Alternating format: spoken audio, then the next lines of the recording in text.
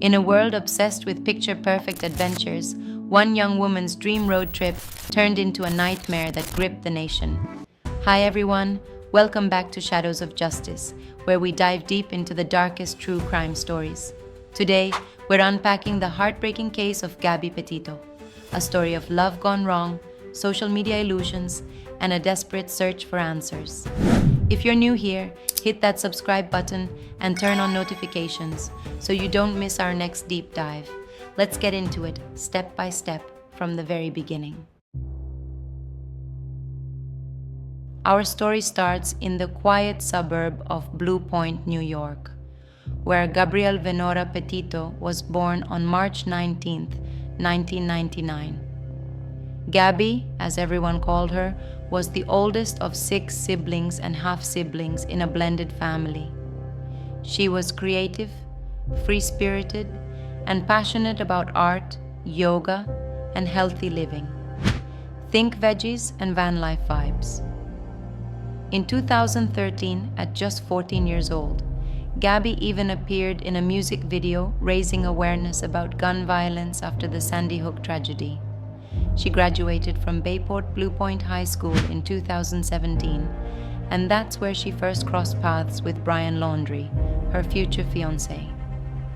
Fast forward to March 2019, Gabby, now 20, starts dating Brian, a fellow free spirit she'd known from high school.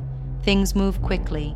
By December that year, they pack up and move from New York to Northport, Florida, to live with Brian's parents.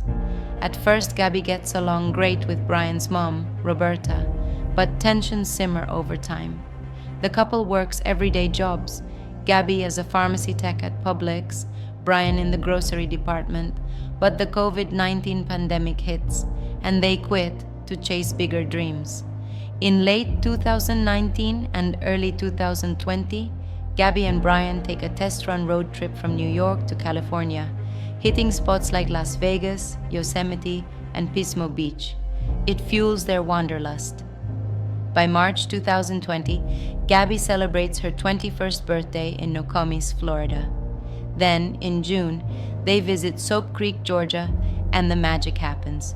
Brian proposes in July 2020. No fancy ring, just a firefly landing on her finger as a sign. Instead of a wedding, they decide to convert a van and hit the road full-time. Gabby starts documenting everything on Instagram and YouTube, aiming to become a #vanlife influencer. To fund it, she works grueling 50-hour weeks at Taco Bell and as a nutritionist, while Brian slings organic juices. June 17, 2021, Gabby and Brian head back to Blue Point for her brother's high school graduation.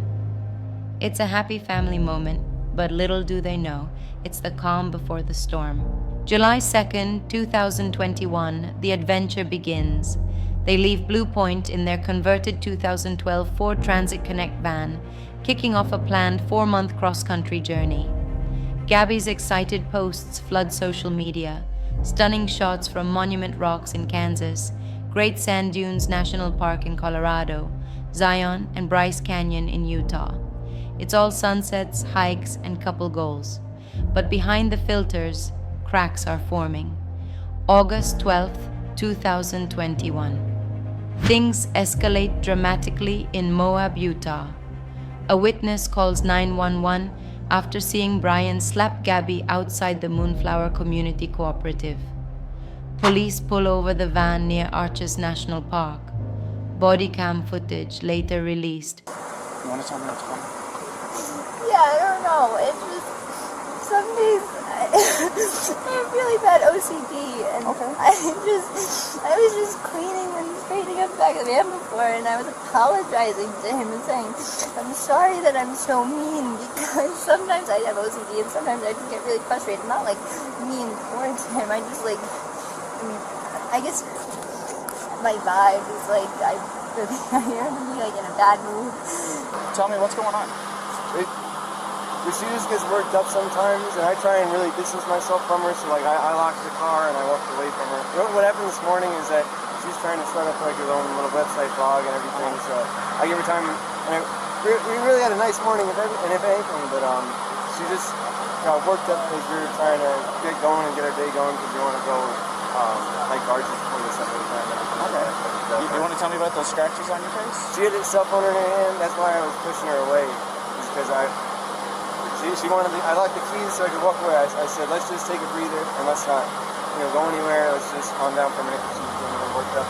And then she had her phone and was trying to get the keys to her, so I got in the way. I was just trying to, I know I shouldn't push her, but I was just trying to push her away to go, let's just take a minute, step back and breathe. And she got me with her phone. Can I see your hand? Oh, you got a mark right here. Oh, that's from a wire. That's from a wire? Yeah. You want to tell me about hitting that curb? Hitting the curb was her grabbing the wheel.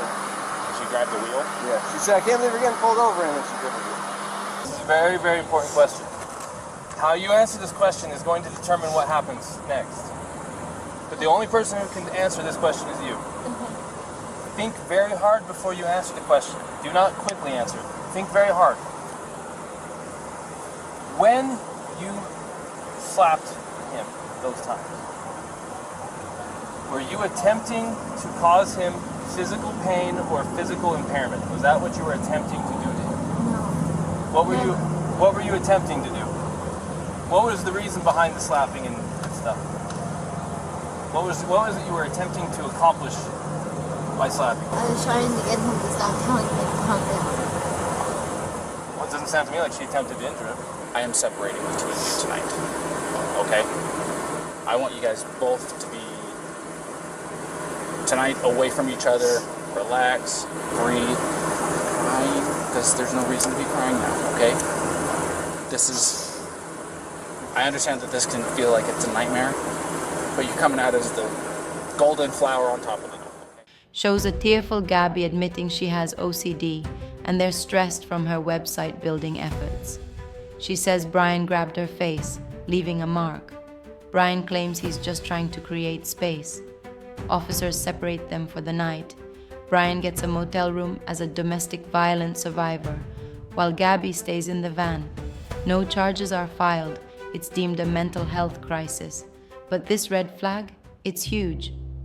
Brian even flies back to Florida briefly to empty a storage unit before rejoining Gabby. What was brewing under the surface? August 19, 2021. Gabby uploads her first and only YouTube video, a montage of their trip so far. It's upbeat, full of laughter and scenic views. But the joy is short-lived. August 22, 2021. Gabby reaches out to her ex-boyfriend Jackson via message, hinting at trouble with Brian. She says she's thinking of ending things but isn't sure how. The tension is mounting. August 25th, 2021, Gabby's last Instagram post, a smiling selfie in front of a butterfly mural, caption, Happy Halloween. Wait, no, actually it's just her beaming with pumpkins, but it's eerie in hindsight. Followers love it, but this is the final glimpse of her alive on social media. August 27th, 2021, the last confirmed sighting. Surveillance video from a Whole Foods in Jackson, Wyoming, captures Gabby walking with Brian. She messages Jackson on Snapchat, saying she's thinking of him and tries to call, but he's at work. They're in the Spread Creek dispersed camping area near Grand Teton National Park. This is where everything changes. Gabby vanishes. We now know this is likely the day she was killed, but at the time, no one suspects a thing. August 28, 2021, Brian leaves the campsite alone, heading to Coulter Bay Village in Wyoming. He snaps photos along the way and calls his mom, Roberta, for about an hour. What's he telling her? August 29, 2021, more calls to mom, another hour-long chat. Brian hitches a ride from a TikToker named Miranda Baker toward Jackson, but he freaks out when she mentions Jackson Hole and bails. Later, another woman, Norma Jean Jalovec, picks him up hitchhiking out of Grand Teton and drops him back at Spread Creek, where he claims his fiancé is waiting with their van, but Gabby's already gone. August 30th, 2021. Brian hits the road back to Florida, alone, in Gabby's van. He uses her debit card for gas and transfers $700 from her account to his, with a chilling memo. Goodbye, Brian. I'll never ask you for anything again. Gabby's mom, Nicole Schmidt, gets a weird text from Gabby's phone. Can you help Stan? I just keep getting his voicemails and missed calls. Stan is Gabby's grandfather, and she never calls him by his first name. Nicole knows something's off. She suspects Brian sent it. September 1st to 7th, 2021. Silence. Nicole texts Gabby repeatedly, but no replies. Worry sets in. September 9th, 2021. Nicole loops in Gabby's dad, Joe Petito. Neither has heard from her. They start calling non-stop. Jackson confirms the family reached out to him too. Panic is building. September 10th, 2021. Desperate text to Brian's mom, Roberta. No response. Joe's messages go unanswered. Friends and family flood Facebook with missing person posts. The alarm bells are ringing loud. September 11th, 2021. Gabby's family reports her missing to authorities in Suffolk County, New York, and contacts the U.S. Park Police and Northport Police in Florida. Cops visit the Laundrie home. Brian's parents admit he's there, but stonewall saying talk to our lawyer. The van's back, but where's Gabby? This is when the story explodes online. September 13th, 2021. Gabby's stepdad, Jim Schmidt, flies to Wyoming to join the search in Grand Teton, her last known location. September 17th, 2021. A tip about suspicious activity at the Laundrie house leads police back. Brian's parents finally admit he's been missing for days. He went hiking in the Carlton Reserve, actually Mayakahatchee Creek Environmental Park, on September 13th or 14th and never returned. Dual searches kick off for both Gabby and Brian. September 18th, 2021. Authorities beg the public for tips. Thousands pour in thanks to social media sleuths. September 19th, 2021. Heartbreak. Human remains are found at Spread Creek in Grand Teton. It's Gabby. Her family is notified, and the death is ruled a homicide. The nation mourns as details emerge. September 21st, 2021. Preliminary autopsy confirms homicide by manual strangulation. Gabby had been dead for weeks. September 23rd, 2021. A federal arrest warrant drops for Brian, not for murder yet, but for unauthorized use of Gabby's debit card after her death. October 12th, 2021. Full autopsy results. Death by strangulation. Body exposed for 3 to 4 weeks before discovery. Time of death? Late August. October 20th, 2021. The Carlton Reserve opens to the public after weeks of searching. Brian's parents join a final sweep. His dad finds a waterproof bag. Then, 45 minutes later, Brian's decomposed remains nearby, along with a notebook and revolver. Dental records confirm it's him. October 21st, 2021. Brian's cause of death: suicide by self-inflicted gunshot wound to the head. November 23rd, 2021. Brian's full autopsy released. Confirms suicide. January 21st, 2022. The FBI closes the case. In Brian's notebook, a confession.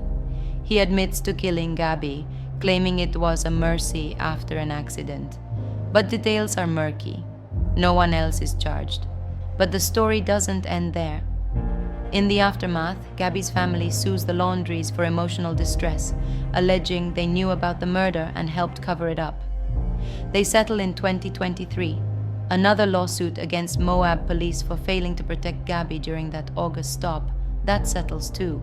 Gabby's parents channeled their grief into the Gabby Petito Foundation, fighting domestic violence and aiding missing persons cases. And just this year, in February 2025, Netflix released American Murder, Gabby Petito, a docuseries with exclusive interviews from her loved ones, shedding new light on the warning signs. What can we learn from this tragedy? Domestic violence doesn't always look like bruises. Sometimes it's control, isolation, and ignored red flags. If you're in a similar situation, reach out. Hotlines like the National Domestic Violence Hotline at 1-800-7997-233 are there 24/7. Thanks for watching this deep dive into Gabby Petito's story. If it moved you, comment your thoughts below. Did social media help or hinder the case? Share this video to spread awareness and subscribe for more true crime. Rest in peace, Gabby. See you next time.